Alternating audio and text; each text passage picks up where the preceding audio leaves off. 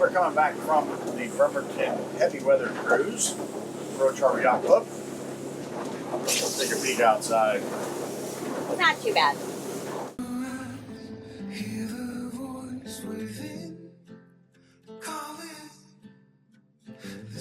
No bumpy, but nothing. A little bumpy.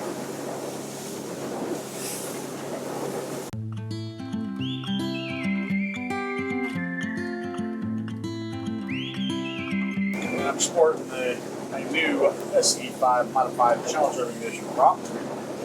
It's the 4-inch extension with the 1-inch flare on the back. I'm really happy with those numbers. 25 divided by 13, that is 1.8 miles per gallon, not 1.6. And we are going with the current, which almost never happens to me. Current going forward, the tide's going out. So I'm getting a little bit of a push that way, but slow down a little bit to 20 knots because it's a little bit lumpy out. And that over there is the Edmonds Ferry. So a quick tip, traveling on the Edmonds Ferry, if you bring up the Washington DOT app, you can go to Vessel Watch, and you can select the ferry, and his scheduled departure is 12:40, and it's 12:30. So I got 10 minutes to scoot around it. I use that app a lot when I'm passing the Edmonds and the Buffalo Hill ferry. Make sure I stay out of their way.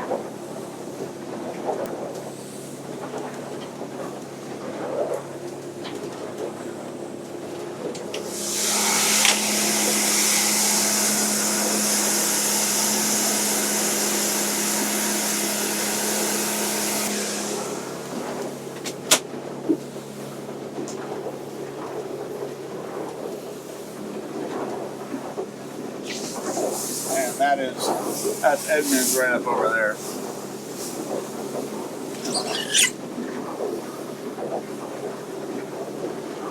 Yeehaw. Yeehaw. Not very bumpy. Which You had me thinking it was going to be a horrible ride coming home because it was so nice and smooth on a Friday. Well, it's fine. Well, the weather forecast is 15 to 18 knots of wind through Puget Sound on a southerly, which does not sound great at all. I usually shoot for less than 15 knots. Normal wind speed, they say about 10 knots in a southerly. You can shoot straight up Puget Sound, but this actually isn't that bad. Look, I can stand no hands. Whee! So this is our second year going to Bremerton Heavy Weather Cruise. It's actually hosted by Bremerton Yacht Club. They do an awesome job. Woo! Shout out! They are fantastic. So it's a 2-day event, Friday and Saturday. It's open to all Yacht Club members. You have to sign up and register for it. And this year, I'm pretty sure they sold out. They had just over 200 people on Saturday. And, but it was such a blast. They had a Valentine's Day dinner, which was really nice, on Friday. That fell on actually February 14th. And then Saturday, they do all the skits. There was 4 yacht clubs that did skits this year. The theme was I Love Lucy. Very hilarious to watch, great entertainment. It's just a fun event. It's actually at the Bremerton Yacht Club, not the Bremerton Marina. It's actually their own home marina. It's just fun to meet members of other yacht clubs and hang out and have a good time. The bar is open and social hour and a DJ for dancing and stuff. It's a blast. We had such a good time last year when we're like, we're going to go back again this year. So, and that off in the distance over there, that's Fishing Impossible, like fishing attacks, like your email kind of stuff. But he's a light gray R27 2025 model, brand new. He's got the dinghy lift. He's also got the SE5 prop on the boat as well. And they call it heavy weather. They do a heavy weather race, which is like a navigation thing. We've not done it yet. Maybe in future years we'll do it. But it's always in February is why they call it the heavy weather cruise. But pretty decent weather last year and this year. Getting over there, not too bad. A little rainy, but that's Pacific Northwest boating. But look at that. 23 over 13 gallons an hour. That is a beautiful, beautiful thing. And then I always use, I've only got one screen. I'd love to have two, but the one screen works good. I do 2/3, 1/3 split. And the way this works is this side is always 1 nautical mile or closer, my danger zone. And then this side is always 1 nautical mile or further out, which is so I can see ahead. See other vessels. If they got AIS, I run radar on both, so it's dual range on radar between the two. I put the tides on the top so I can see where we're at on the tide. It helps me with the currents moving in or out. And as I move around, I got to change this to what I'm closer to, so move it to Edmonds, something like that.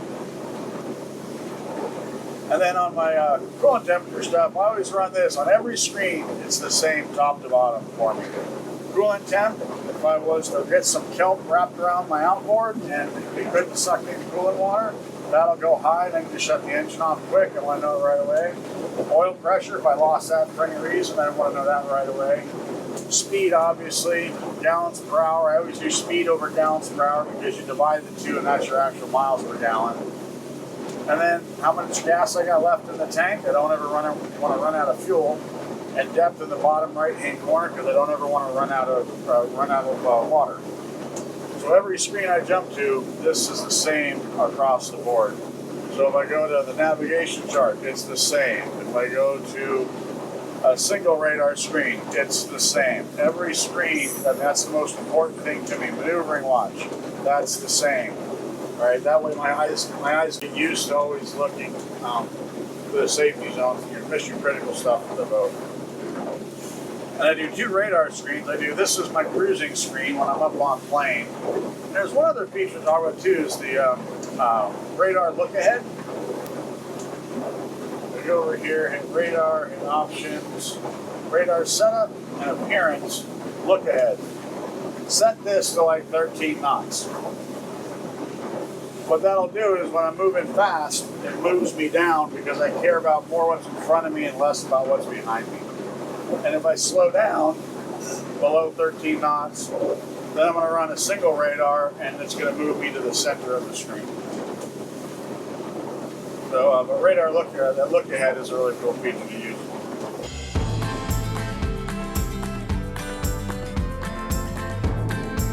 With that, I'm going to get back to driving. We're got about another 9 miles to go, so it's at another 20 minutes or so, 20-30 minutes to get up to Everett.